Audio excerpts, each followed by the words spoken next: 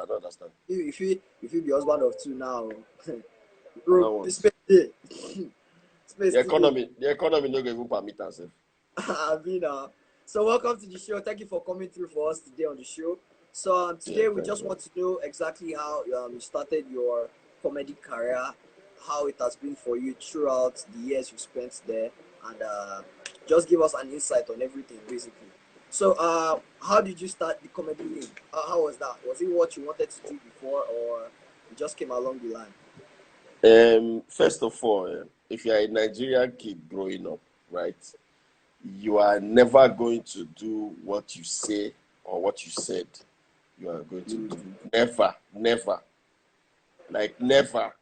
This is no joke. At some point, your mind will change. I'm not talking about Jacob. That one is Otedola's daughter. Those ones, they've already planned their life. They have everything. I'm talking about the fact that you grow up, see your father hustling. Yeah, exactly. And so because you see your father work that hard, the only thing that comes to your mind is, I want to be a petrochemical engineer. I want to be a lawyer. I want to be a doctor. Those professional courses, and then while you have that in mind, JAMB is waiting for you, so you write the JAMB, JAMB give you bus conductor instead of medical doctor. You write the JAMB again, JAMB says you should go and practice tribal medicine, and at the end of the day, you don't feel like, man, let me go to College of Education first. Maybe when I graduate, then I can now go enter. You understand? So growing up, I wanted to be a petrochemical engineer originally. Wonderful. That's what I thought I wanted to become. Then, that was because I felt like, I have to. My growing up is somehow, it's not something I can even explain now, because I grew up in several. On this show, on this show, we like digest. Now, what thing be that? We know like surface. Yeah, I grew up in several places, and to just jump to the end of the beginning of the gist. When I was like 16, I started training myself. So then the plan changed. The plan changed again, from becoming a petrochemical engineer to becoming whatever the society agrees, and somehow along the line, I picked up music very early. I was doing music. I did it for a while. I was quite popular in Benin, doing music. We formed a group one time and we did music for a while. Then it's good now. There's social media. Then it has to be organic. Everything there off. Yeah, you need to go radio station by yourself, go drop the song. Then as you drop the song, the presenter going to look you eyeball to eyeball, say, now the song you can't drop. You say, I can't drop the song. You say, you just can't drop the song. You say, I can't drop the song. Just the song. You don't go time say you don't go drop something. You say, just the song. You say, yes, the song. You say, okay, the song go play itself. Go. So basically, so those kind of, what I try to talk, we say, now finance frustrators come up for doing music. And I became a presenter. I don't even go through all the jobs I do. I became a presenter on TV, and that one too. I was doing that when I met Emeka Smith, who told me that, guy, you're funny, you can do stand-up comedy. Meanwhile, before this time, I don't do MC wedding, so based on the facts, they just believe me for house. Say, man, this guy funny. So anybody with a friend, anybody with a friend they wed, they just hook me up with the wedding. At the end of the day, buy 2 bottles of beer, we do all right. So I'd already get unofficial managers that time, but I was still doing music on the side. Then small time I enter acting, begin do acting. They keep your leg for everywhere. Yeah. Then finally, one of my boss called the open one TV station. I can't enter there now. Come sit down for that place. So that's how I met Emeka Smith, and Emeka Smith dragged me into comedy. So this is not me bragging now. They beg me to do comedy. Not to say I don't really send comedy like that. They say they beg you. They beg me. category. I say it here. They beg me to do comedy. So they say, guy, comedy need people like you can't do. As I know you do, they say can't do. As I know you do, they can't do. Many of like that they overdo. Now I can say make I do comedy. So, but so far, one thing that okay, basically, so that's my story. Yeah. Mm-hmm. That's my story. That's the story. Yeah, that's how I started doing comedy. Yeah. Okay, so how did you get your first major gig on your show? First major, what kind of gig? Like events Anything, or your comedy, your comedy when you started your stand-up comedy. What was your first? My that one is not. That one is not something for the cameras, because even me, if I think they'll be like to make I cry too, because it wasn't funny. It wasn't funny. They took us to Unilag, and I don't know if I because I believe I lay course on some of those students, and I believe some of them don't get work now. Not be say, So I went there to perform, and I was doing well when I started, but I now said the wrong thing, and the students just changed that for me. Amado, Jesus. Brother, no be this thing I tell you. So it's funny now. It wasn't funny then. It's funny now. That's why they always be. But not funny. They changed 100% for me. Wow. I can't talk.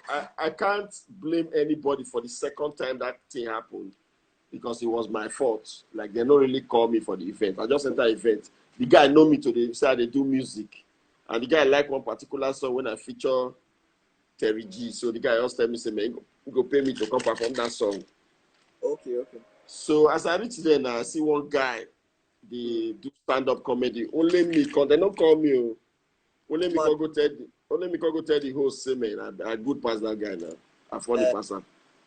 So that's why they can't give me mic, I go perform with my brother. I don't know what happened. I forget all the jokes I supposed to. I can't advise them. They advise the audience.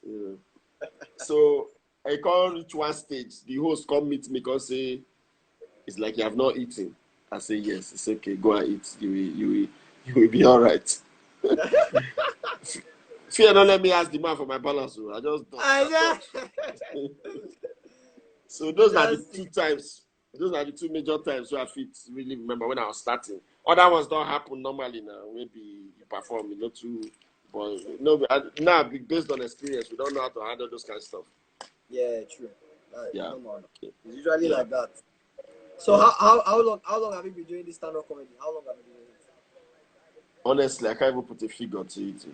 But I think I started officially 2013. 2013. Yes. Yeah, because that was the year I did my first major gig, and it was a Mecca Smith in Ikoyi. What would you say was your funniest gig? Like, 2010, I worked for PGT. So it was 2010. What has been my what? What was your funniest gig? How will I put it? Since you've been performing, which one do you feel is the best? That was your best? You'd be like, no, this show I killed it. What was your best performance? Okay, see, my problem is, I think it was the last performance I had before this lockdown. Oh, okay. Yeah, why I said that is because I really don't look at what I have done before.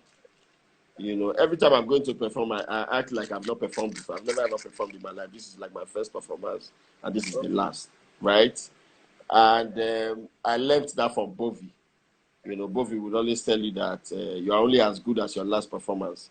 So if I do well at an event, I don't see it like I did well. I start hailing myself. I just feel like, man, you came here to do your job, just like the musician that came here to sing. Everybody, you were paid to do this stuff. Yeah. So basically, we're just doing our job, and you have to do it well. So make people laugh is the only option you have. You don't have any other option. So basically, I think it was my last performance.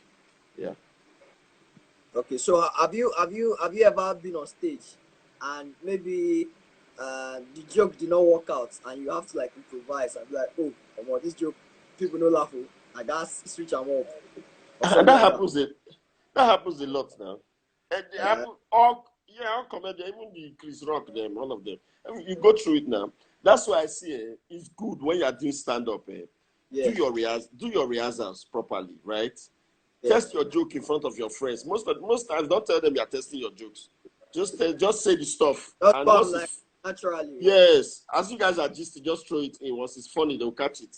And once they catch it, you know that that's the joke, right? Yeah. So, but now, stand-up comedy is very tricky. You can tell a joke at a particular place, and people will find it very funny. And you tell that same joke at another event. Now, two things can happen to you, and two things may be the reason. One of them is the fact that you were overconfident. You felt like, and I mean, yes, I mean, I don't like this before, and I go walk. That one can kill you faster than any other thing. Then the second one, the event might be a corporate event. Okay. The most difficult event is when there's a personality that almost everybody there will look up to and see if the person is laughing, then we can do well. You know, True. like if you have the governor of this state at an event and you're cracking jokes, you need to focus on the governor as a comedian. Because our mindset here, the eye service level is too high. So if the governor is not laughing, most likely the people at that event will not laugh. So you tell that joke and think that the joke didn't come out funny. It came out funny. These guys, they laugh inside their belly. Yeah. You know. So but the moment you focus on the man that everybody is looking at, and the man laughs, just look at the rest people. Everybody will laugh. Yes. Now the man funny, no be you. You know, so basically that's So that happens a lot. That means it could make get money be that. It's funny enough. There's nobody will no get money. It just depends on what you want buy. Okay, true. No be that. Yes, no. Yeah. It depends on what you want buy. Yeah. Yeah. Have you ever been criticized about your comedy before? Have I ever been criticized? Yes, that Unilag day, but it wasn't anything on social media. Wait, let me see. Have I ever been criticized on social media before? No. Oh, guy, your joke, you know, funny. This guy no funny. Yeah, on YouTube, but I won't say the particular. I won't say the particular video. Oh. They say this guy is. They say this guy is so slow. What kind of comedy is this? You know. But funny enough,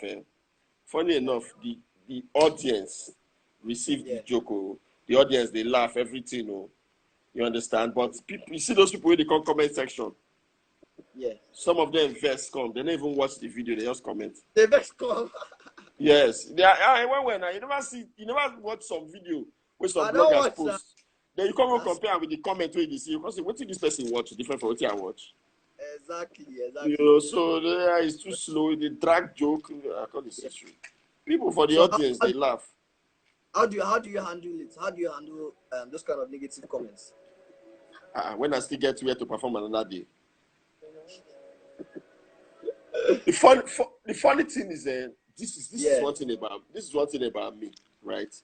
If I lose all my followers today on Instagram, it not go pay me past 24 hours. The one way go pay me past now the people who already told my friends. Oh, okay, true. Yes. I will just focus, they do what I do since. Exactly.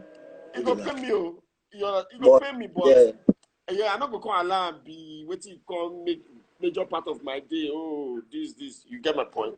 So basically, so